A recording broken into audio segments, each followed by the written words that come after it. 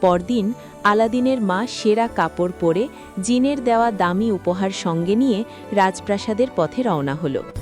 সোনার থালা, ঝকঝকে রত্ন আর মূল্যবান সামগ্রী দেখে সবাই বিস্ময়ে তাকিয়ে রইল। প্রাসাদের দরবারে পৌঁছে সে মাথা নত করে বাদশাহকে সালাম জানাল।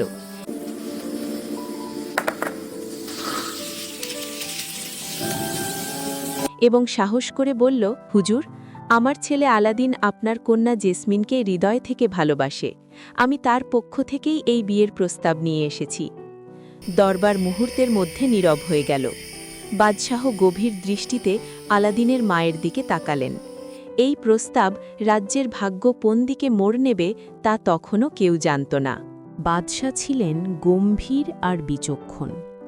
দরবারে বসে তিনি আলাদিনের মায়ের কথা মন দিয়ে শুনছিলেন।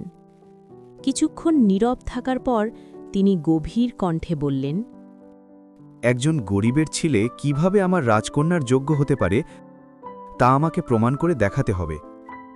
দরবারে ফিসফাস শুরু হয়ে গেল। কেউ অবিশ্বাস করছিল, কেউ আবার কৌতূহলী চোখে তাকিয়েছিল। বাদশাহ আবার বললেন,